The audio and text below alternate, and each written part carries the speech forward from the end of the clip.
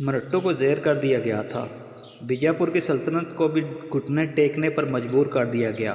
اب گولکنڈہ کی طرف توجہ دی گئی۔ گولکنڈہ کا حاکم ان دنوں ایک شخص ابوالحسن تھا۔ یہ بڑا عیاش، عیش و عشرت کا دلدادہ اور شراب و کباب کا بڑا رسیا تھا۔ اس نے حکومت کی تمام ذمہ داریاں اپنے ایک برہمن وزیر کے سپرد کر دی تھیں اور خود محل میں بند ہو کر ہر وقت اپنی داشتاؤں اور رقاصاؤں کے جرمن میں عیش و عشرت میں مشغول رہتا تھا۔ چنانچہ اس کی حکومت کا اقتدار عملاً دو اشخاص، مدنہ اور اس کے بھائی آکنہ اور بھتیجے رستم راؤ کے ہاتھ میں تھا۔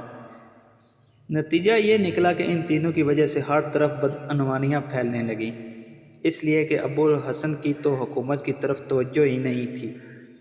ہندو جو چاہتے کرتے پھرتے۔ کئی بار مسلمانوں نے ان ہندوؤں کے ناروا سلوک کی شکایت بھی کی، لیکن ابوالحسن کے جسم پر جوں تک نہ رینگی۔ مزید یہ کہ اس نے اورنگزیب کے خلاف مرہٹوں کے ساتھ اتحاد بھی قائم کیا ہوا تھا۔ آخر گولکنڈہ والوں کو سبق سکھانے کے لیے جولائی 1685 میں اورنگزیب نے اپنے بیٹے شاہ عالم کو حملہ آور ہونے کے لیے روانہ کیا، لیکن راستے ہی میں شاہ عالم کے لشکر کو دشمنوں سے مقابلہ کرنا پڑا۔ گولکنڈہ کے لشکر نے 2 ماہ تک شاہ عالم کو روکے رکھا۔ آئے دن دونوں لشکر میں جھڑپیں ہوتی رہتیں۔ اس طرح شاہ عالم اپنے لشکر کے ساتھ حیدرآباد کی طرف پیش قدمی نہ کر سکا۔ ان دنوں موسلا دھار بارشیں شروع ہو گئیں، جس سے مغلوں کے لشکر کی مشکلات میں اضافہ ہوتا چلا گیا۔ گولکنڈہ والوں کی بدقسمتی تھی کہ ان کے لشکر کا سپہ سالار ایک شخص محمد ابراہیم تھا۔ اس نے جب دیکھا کہ بیجاپور اور گولکنڈہ کی حکومتیں مرہٹوں کے خلاف اورنگزیب کا ساتھ دینے کے بجائے مسلمان ہوتے ہوئے اورنگزیب کے خلاف کام کر رہی ہیں اور مرہٹوں کا ساتھ دیتی رہی ہیں، اور اب وہ کھل کر اورنگزیب کا مقابلہ کرنا چاہتی ہیں، تب اس نے اپنی وفاداری تبدیل کی اور گولکنڈہ کی حکومت کا ساتھ چھوڑ کر وہ اورنگزیب کے بیٹے شاہ عالم سے جا ملا۔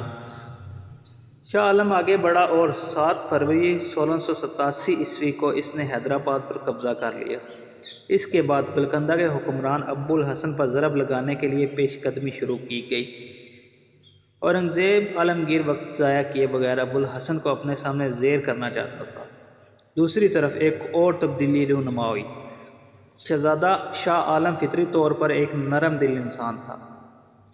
اس کی اس کمزوری سے فائدہ اٹھاتے ہوئے ابوالحسن کے آدمیوں نے اس سے رابطہ قائم کیا۔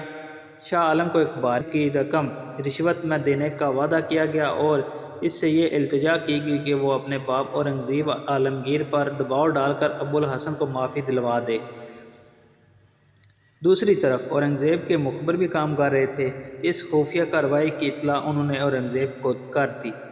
یہ خبر ملتے ہی اورنگزیب نے اپنے بیٹے شاہ عالم اور اس کے تمام کنبے حتیٰ کے ملازموں کو بھی 3 مارچ 1687 کو قید کر لیا اور اسے 7 سال کے لیے نظر بندی کی حالت میں رکھنے کا حکم دیا۔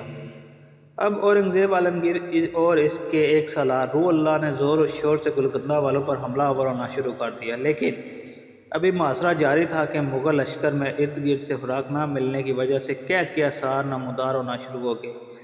اس کے علاوہ جون کا مہینہ آ گیا اور زبردست بارشیں شروع ہو گئیں۔ اب ایک طرف قحط تھا، دوسری طرف لگاتار اور موسلا دھار بارشوں کی وجہ سے مغلوں کا پڑاؤ ایک جھیل کی صورت اختیار کر گیا۔ اس صورتحال سے گولکنڈہ والوں نے فائدہ اٹھایا اور بار بار وہ پیش قدمی کرتے ہوئے اورنگزیب کے لشکر پر حملہ آور ہوتے اور اسے نقصان پہنچانے کی کوشش کرتے رہے۔ ان حملوں کے دوران کہتے ہیں کہ اورنگزیب کے توپ خانے کا سربراہ غیرت خان اور 14 دیگر سالار دشمن کی قید میں چلے گئے۔ ان حملوں کی وجہ سے اورنگزیب عالمگیر کچھ بیرونی چوکیوں کو بھی نقصان پہنچا۔ کہتے ہیں ان جنگوں کے دوران اورنگزیب عالمگیر نے ایسی شجاعت، ایسی دلیری اور جرأت مندی کا مظاہرہ کیا کہ جس وقت دشمن اپنی توپوں سے گولے داغتے تو کئی گولے وہاں آ کر گرتے جہاں اورنگزیب اپنے پڑاؤ میں کھڑا ہوا تھا، لیکن اس گولہ باری کی اورنگزیب نے کوئی پرواہ نہ کی اور برابر اور لگاتار اپنے لشکریوں کا حوصلہ بڑھاتا رہا۔ جب بارشوں کا سلسلہ طویل ہو گیا تب اورنگزیب نے اپنے لشکر کو تھوڑا سا پیچھے ہٹا لیا تاکہ بارشوں کے ختم ہونے کا انتظار کرے۔ بارشیں ختم ہونے کے بعد اورنگزیب نے پھر اپنے حملوں اور کارروائیوں کی ابتدا کر دی۔ اس بار اس نے شدت اور سختی کے ساتھ حملے شروع کیے کہ 2 اکتوبر 1687 کو اورنگزیب نے گولکنڈہ پر قبضہ کر لیا۔ کہتے ہیں شہر میں سب سے پہلے اورنگزیب عالمگیر کا سالار روح اللہ داخل ہوا۔ اس نے شہر کا صدر دروازہ کھلوا دیا اور دروازہ کھلتے ہی پورا لشکر شہر میں داخل ہوا۔ گولکنڈہ کے حکمران ابو الحسن کو قطب شاہی حکمران بھی کہا جاتا تھا۔ اس نے جب دیکھا کہ اب پانی سر سے گزر چکا ہے اور کسی صورت وہ اورنگزیب کا مقابلہ نہیں کر سکتا تو اس نے تخت سے دستبرداری اختیار کر لی۔ ایسا بھی نہ کرتا تب بھی اسے شکست ہو چکی تھی اور وہ گرفتار کر لیا جاتا۔ آخر اورنگزیب کے سالار روح اللہ نے ابو الحسن کو گرفتار کر کے اورنگزیب کے بیٹے شہزادہ اعظم کے حوالے کیا اور شہزادہ اعظم نے اسے اورنگزیب کے سامنے پیش کیا۔ بیجاپور کے حاکم کی طرح اورنگزیب نے اسے بھی دولت آباد کے قلعے میں نظر بند کر دیا اور 50,000 سالانہ اس کی پینشن مقرر کر دی۔ مورخین لکھتے ہیں کہ گولکنڈہ کی فتح کے نتیجے میں اورنگزیب عالمگیر کو 7 کروڑ روپے نقد کے علاوہ سونے، چاندی اور جواہرات کے ڈھیر بھی ملے۔ اورنگزیب عالمگیر نے بڑے تحمل اور بردباری سے کام لیتے ہوئے جہاں مرہٹوں کو زیر کیا وہاں اس نے بیجاپور اور گولکنڈہ کی سلطنتوں کو بھی اپنے سامنے زیر کرتے ہوئے انہیں اپنا مطیع و فرمانبردار بنا لیا تھا اور وہ علاقے ایک طرح سے اپنی مملکت میں شامل کر لیے تھے۔